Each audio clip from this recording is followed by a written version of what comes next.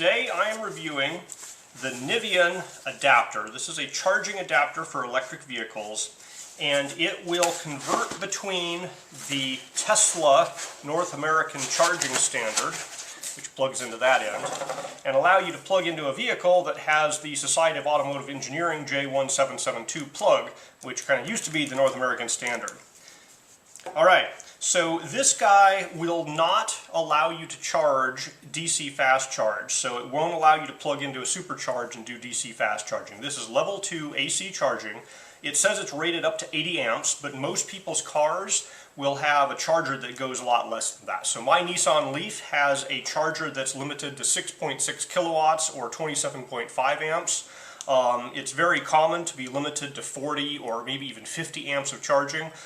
So it'd be pretty rare for your vehicle to be able to use the full 80 amps that this thing is claiming to be rated for. Alright, so it feels heavy in my hand. The switch works nicely. You know, it feels good. The contacts look good. Let's take this out to the car, plug it in, and see how it fits. And then, of course, we'll have to drive somewhere that has a Tesla destination charger we can try it with. Now, you can plug into a supercharger with this, but it will not allow you to charge unless you have an account with Tesla that allows you to activate that. Now, you can use it if you go to a friend's house that has a Tesla charger, just on their wall charger, or if you go to a destination charger where the charging is free. So it gives you more charging options for your j1772 port. The price point on this is $95 as reviewed. I was sent this for free to review, but they have not paid me for the review, and my opinions are my own. This is a Gen 1 Nissan Leaf.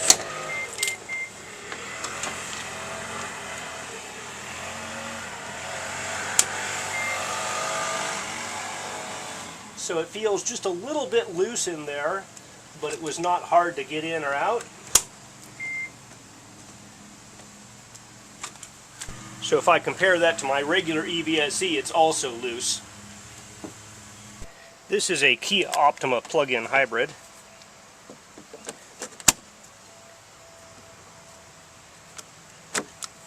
So there is no manual or documentation included, so everything you get is on the outside of the box.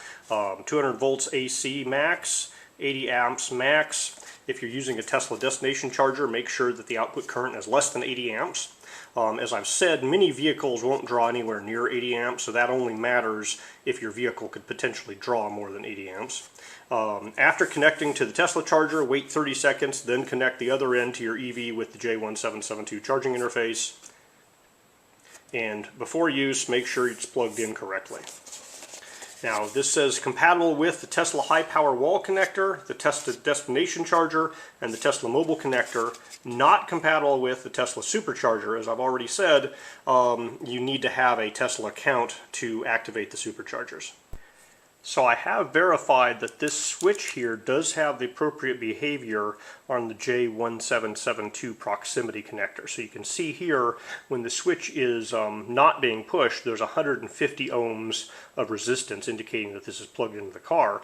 As soon as somebody pushes the switch, that goes up to 500 ohms resistance. And that's the signal that tells your car, hey, stop drawing power, someone's about to pull this thing out of your car. So that is operating properly.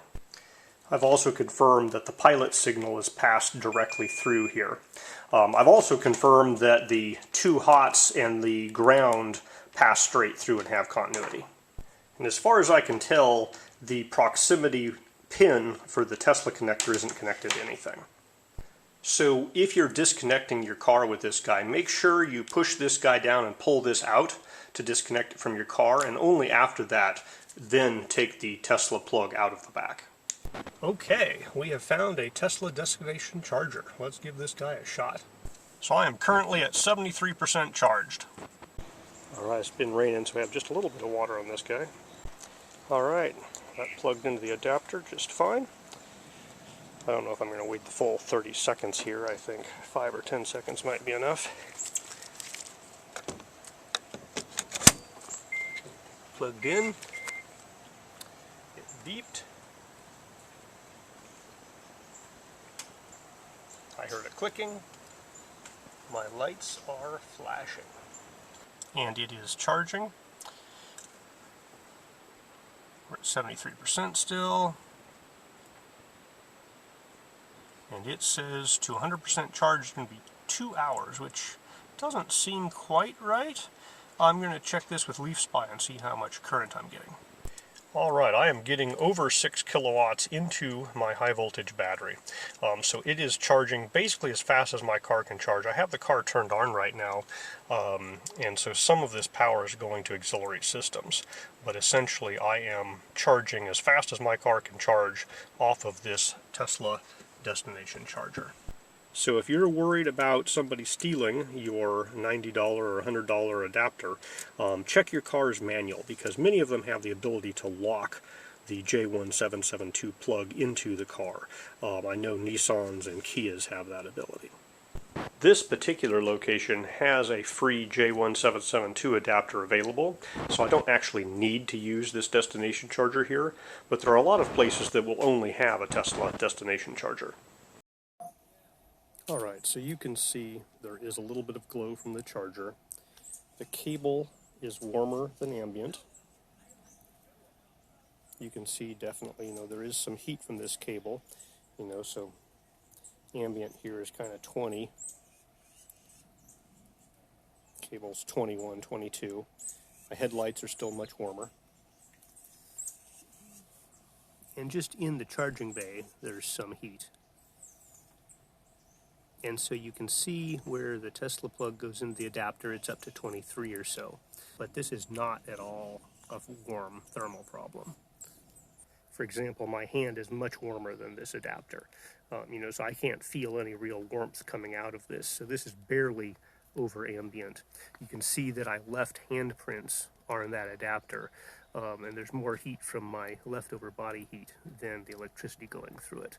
So it doesn't look like we have any electrical resistance problems. They're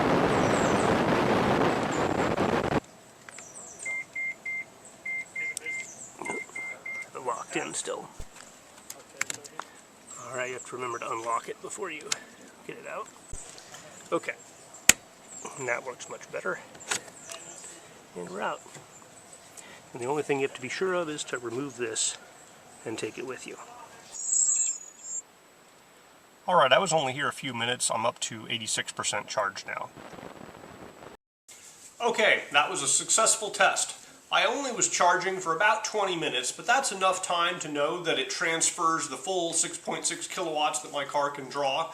It did not get overly hot, so there wasn't any resistance issues. And it basically just does what it's supposed to, which is let you charge off of a Tesla charging adapter from like a Tesla destination charger. So at the $100 price point, you basically just have to decide, is that worth it to you to have more flexibility in charging? If you know you go to a friend's house that has a Tesla charger, if you know you're driving to a hotel or an attraction that has Tesla destination chargers, or if you just want to have more flexibility. Maybe there's a location that has a Tesla charger and a j1772 charger, and you're worried maybe one of those is going to be taken up, so with this adapter you could use the Tesla charger instead.